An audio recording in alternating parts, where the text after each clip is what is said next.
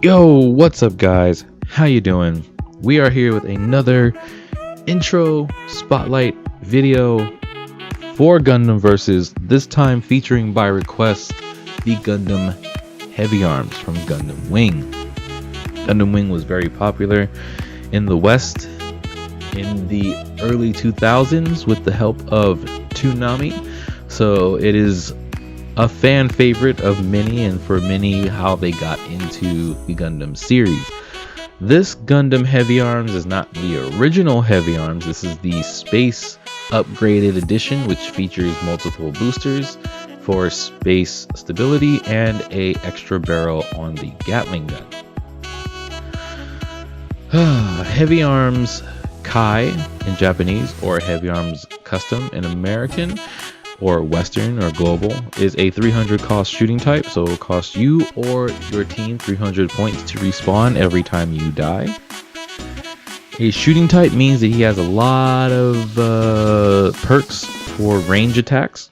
As you notice, the other Gundams from Gundam Wing, minus the Wing Zero and the Epion, are also 300 costs, and that is something that is very interesting to me. Even though they do have their perks, if you want to find Gundam Heavyarms and you want to find the Gundam Wing tab, it is under Gundam Victory and above Turn a Gundam.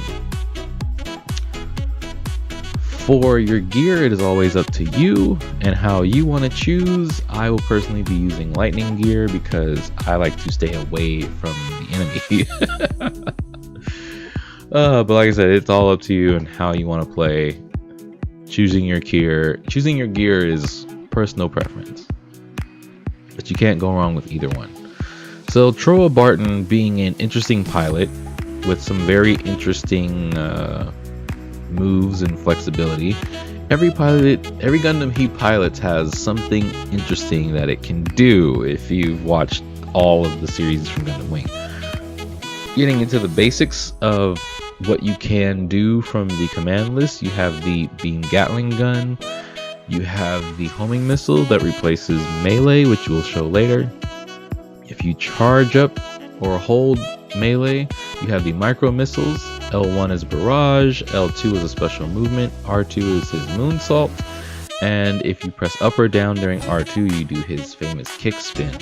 And his burst is his bullet dance, which we will show later. So getting right into it, the double barrel beam Gatling gun is fairly interesting. It is a Gatling gun, so it has to do multiple hits to do a knockdown combo. It does not manually reload, which is something to note. Bar has to fully fill before you get your ammo back. If you press L1, he does his full open barrage, which is most popularly known from the show. His forward and L1 or back and L1 do a kick spin missile launch. His side does a sort of step back shot, which gives you a little bit of distance if you need to, back away. His L2 does a dash in the direction he is facing if you are outside of lock-on range. If you are in lock-on range, he will always dash at the opponent, or whoever you are locked on to.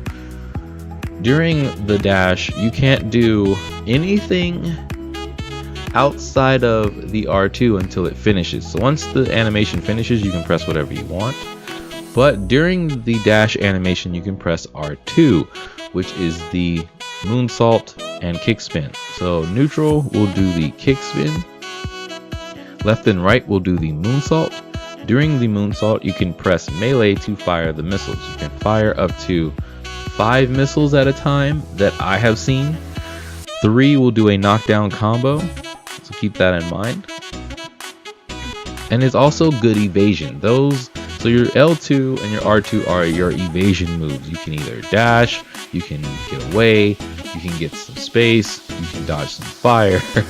You can do a lot of things with those. It's pretty fun.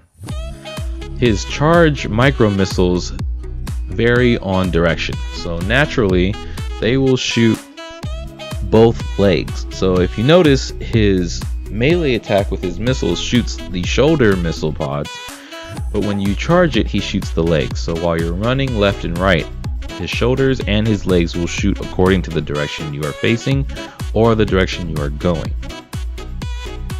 For his neutral melee, as we said earlier, it fires his shoulder missiles,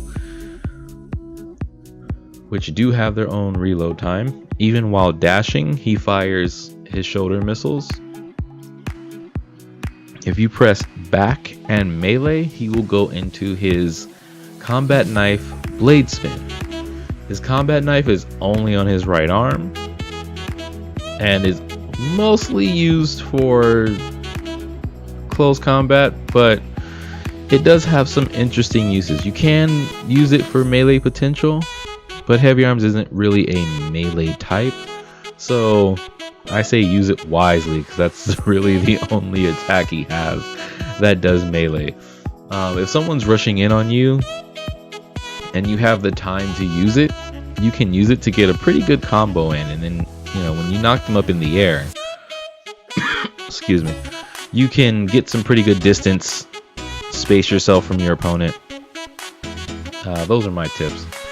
During your gear activation, there were no added animations or extended animations for any of the attacks or any type of variations that I could find. His bullet dance burst attack needs to be done within melee range, and I find this is really interesting. It looks really cool, and I like his burst, but it doesn't feel very Troa Barton-esque. If you've watched Gundam Wing, you know what I mean. It's like, it's cool, but it could have been a little more flashy, or it could have just been like full out barrage, like where you hit them with the combat knife and then, you know, just while they're up in the air, just completely hit them with the full on barrage and just do massive damage. But it's neither here or there. That's just my opinion. When using Heavyarms, is really fun. I like using Heavyarms for PvE, not really for PvP too much, because he's kind of technical. You know, his button layout is a little interesting, which makes me want to use custom controls, because it's kind of like he has 3 boost buttons. You know, he's got his L2, which makes you always dash in the direction you're facing, or when you're locked on, like we said earlier. Then he also has his moonsault and his kick spin, but it feels like he has 3 boost buttons, so moving around with him is pretty fun. He has a lot of mobility, which can give you an advantage on the battlefield, but he also has a limitation, and I would say his limitation is kind of on how you play him. It's more of a limitation towards you and not towards the Gundam. Like, the Gundam can do a lot of great things. It can hit people up close. It can, you know, really knock people down. It can be a nuisance on the battlefield. It can kind of take control of the battlefield if you know what to do.